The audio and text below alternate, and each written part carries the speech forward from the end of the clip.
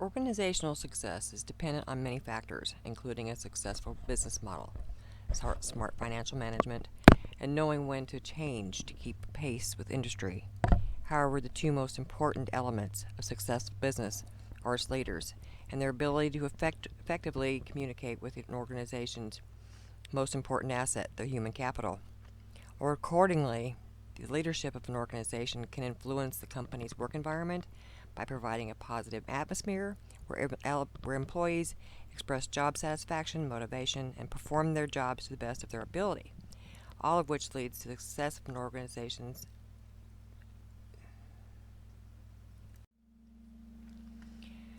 Organizational success is dependent on many factors, including a successful business model, smart financial management, and knowing when to change to keep pace with industry.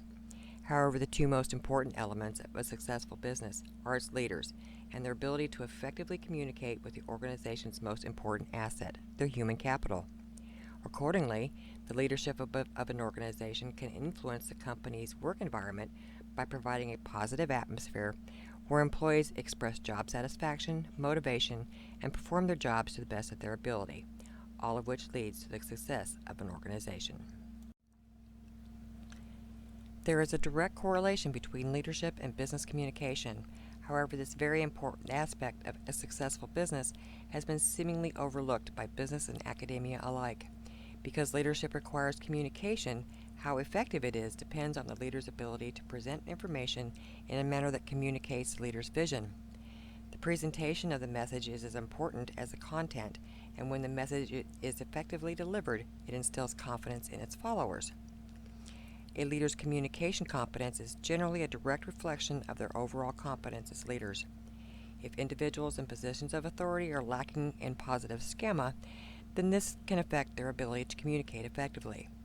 Research has shown that the majority of communication problems that arise within an organization result from an insufficient flow of information in both upward and downward directions. However, as with most organizations, communication originates with the upper management, trickling down through the organization through each level of management.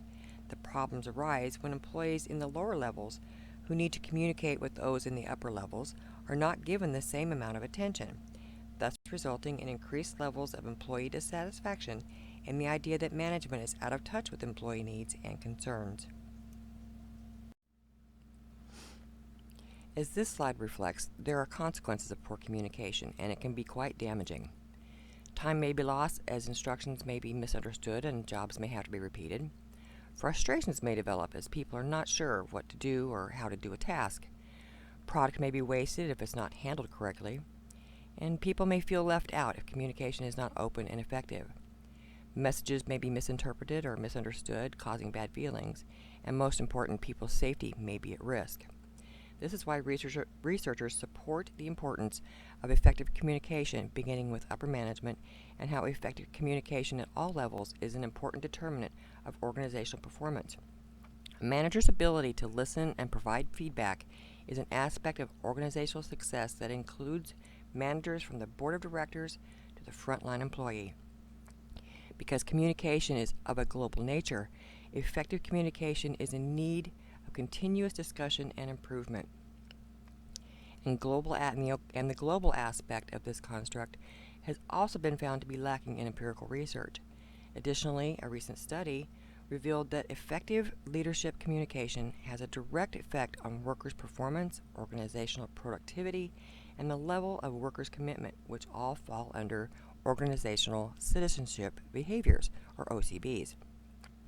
As such, when organizations employ a path of communication that encourages an exchange at and through all tiers of an organization, where the solicitation of feedback from employees is both warranted and encouraged, organizations benefit from these positive OCBs at all levels. Philippek discussed in his article the results from a survey conducted by Opinion Research for Deloitte. The 2008 Ethics and Workplace Survey reveals a positive impact has been realized in organizational cultures that promote transparency.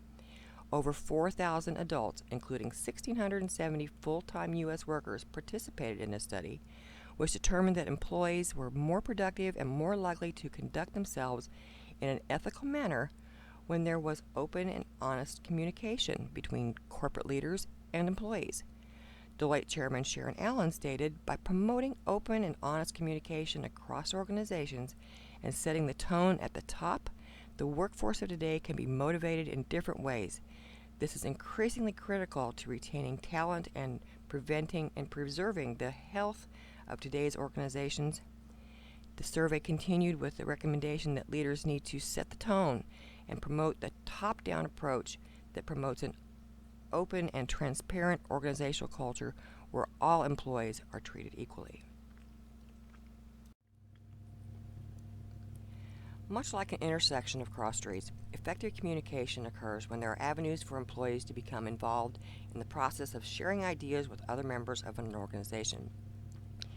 If, like an intersection without traffic signals, there are no opportunities for employees to join in the flow of traffic, this could cause employees to become discouraged and to maybe even seek out other avenues for their own career success.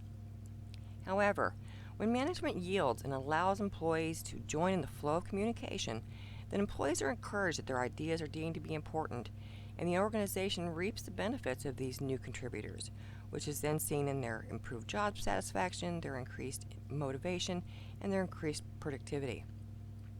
Effective leadership communication is also important in light of the processes involving performance management. In their research, Sachs and Grumman discussed the issues related to performance management, and an agreement seems to be, as researchers Palakos and O'Leary contend, that these processes tend to be ineffective due to stringent administrative steps which cause a disconnection from the organization's daily activities. In an effort to improve this relationship, it is recommended that organizations gear this process toward placing more attention on improving the relationship between managers and employees. Sachs and Grumman and Palaskos and Leary agree that communication plays a major role in the quality of the relationship between managers and employees and has a profound effect on how they engage in the performance management process and the outcomes they experience. Both researchers also support the idea that in order to improve the construct of performance management, the focus needs to be placed on how effective communication between managers and employees can positively affect performance management outcomes. Sachs and Grumman also related several studies that reinforced the importance of a supervisor's communication competency and use of motivational language as it relates to the employee's overall satisfaction with the supervisor. Once again, the use of motivational language is seen as an important aspect of effective communication. When managers at all levels work to achieve a common goal, which is improved production, it's easier to achieve that goal when all employees share in the responsibility and when all employees are motivated to succeed. Moving forward, an article by Thomas, Martin, Epitropaki, Gilliam, and Lee share a quote from Hendrick and Hendrick. This states that close personal relationships are the very essence of human existence, nearly as fundamental to survival as air and water. Now, this is not to say that people must have close personal relationships with everyone they work with, as there are admittedly just some people who are difficult to be around. But in order to have an effective working relationship, there has to be a degree of respect and perhaps even tolerance in order for an organization and its members to reach their goals. As a manager, I've often had to tell subordinates, "You don't have to like me, but we need to set our differences aside so we can get the job done." As such, the focus of Thomas and colleagues' article is on the relationships that occur in the workplace, specifically those between managers and employees, and how current research relates a reliable link to employee well-being and performance. It is also proposed that positive leader behaviors will bring about positive organizational behavior in those directly influenced by the leader, with this occurring through role modeling and the reinforcement that positive two-way communication results in positive organizational behaviors.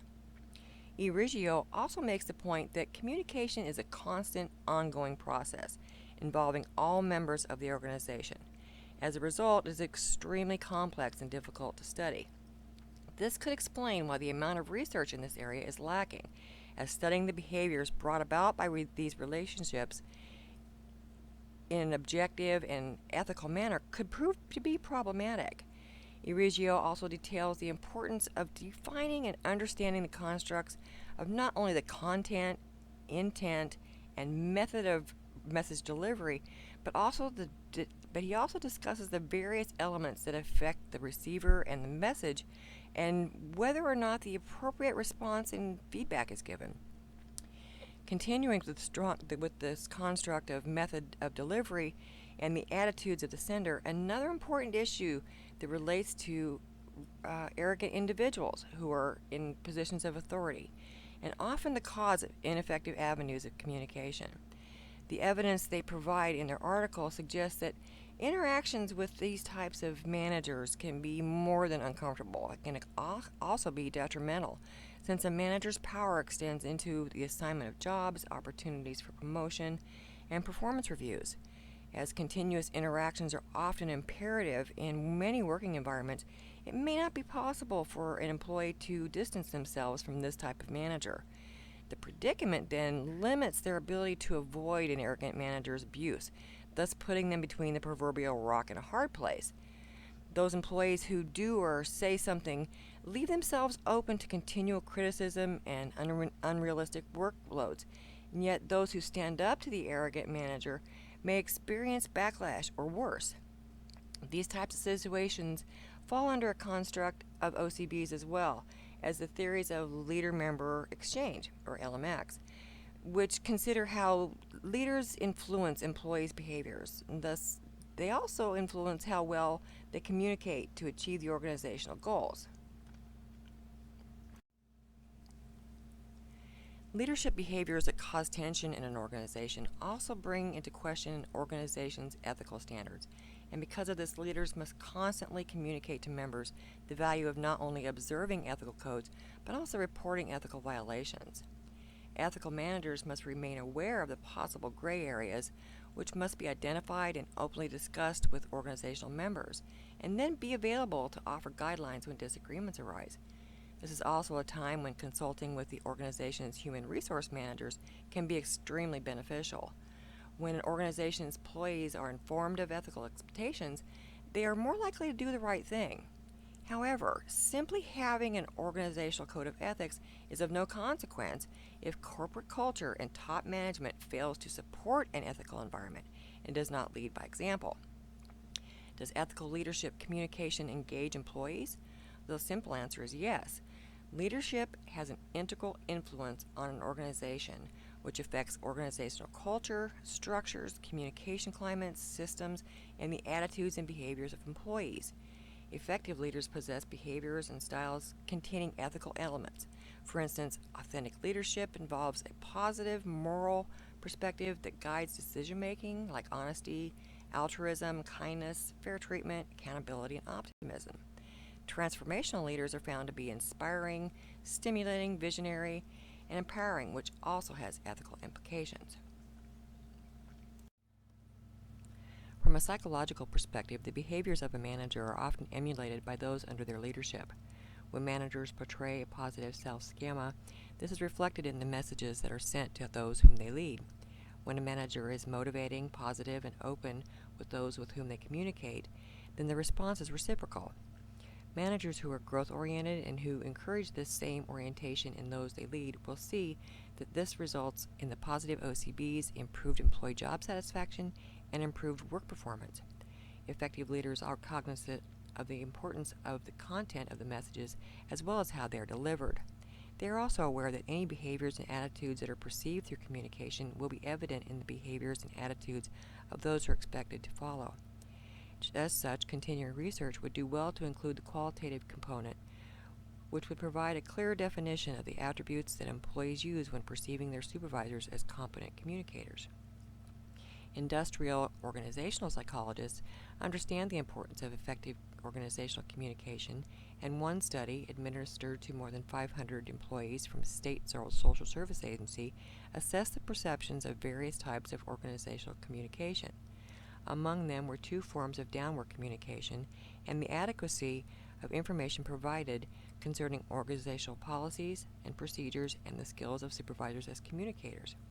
The results revealed that the amount of communication, particularly the lateral communication found in work groups, and the communication skills of supervisors held a direct correlation to more cost-effective organizational performance.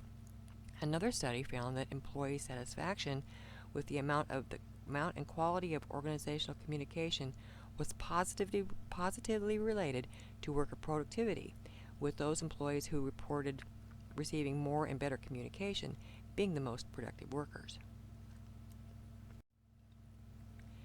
Another group of researchers, as recently as 2015, bring an interesting perspective to communication as a general construct, and numerous academic articles discuss quite frankly that the disposition of the speaker plays an important role in effective communication.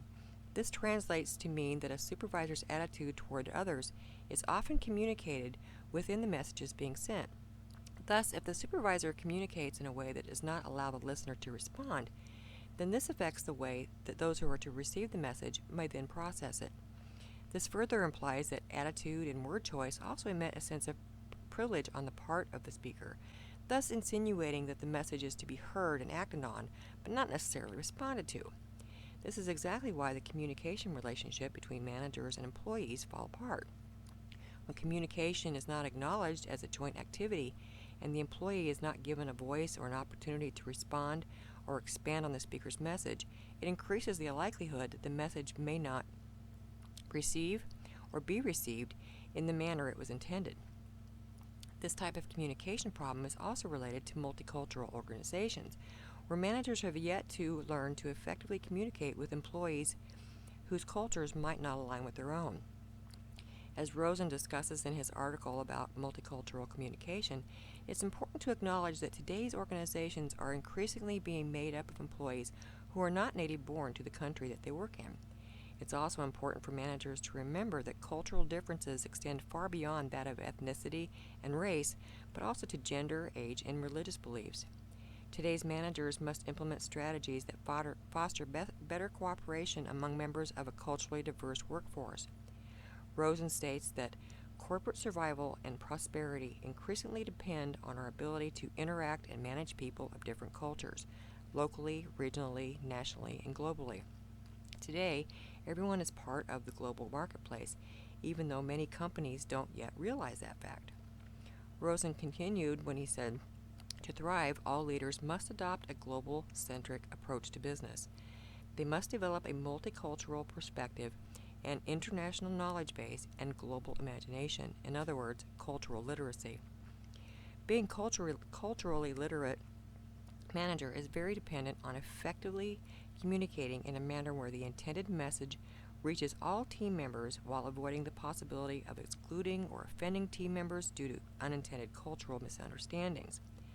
Rosen also makes several suggestions to alleviate communication problems, such as simplifying your message by using less complex language structures and vocabulary. Never shout to be understood. Define the meaning of critical technical words and acronyms. Avoid slangs, non-standard abbreviations, and contractions, such as "you are" and "your" for the words "you are." Be patient and try to follow team members' ideas and logic, and which may be different from yours. Ask people to repeat once, maybe even twice, if you do not understand them. If that does not work, then ask them to say it in a different manner. And finally, try to involve non-native English speakers, particularly during brainstorming sessions, by asking explicitly for their input. As has been discussed in this presentation, there is no doubt that effective communication between managers and employees is a subject of importance to organizations and the members within that organization. Effective manager-employee communication increases the likelihood of employee job satisfaction, increased motivation, greater employee productivity, and improved organizational citizenship behaviors. As previously mentioned, future research should focus on the organization relationships that are most affected by effective manager-employee communication and determine the best approaches to improve these relationships. While some people are naturally adept at effectively communicating with those they supervise, there is always room for improvement. For those whose communication skills are lacking, further training to improve their leadership communication skills would reduce the instances of employee job dissatisfaction, lack of motivation, and reduced production.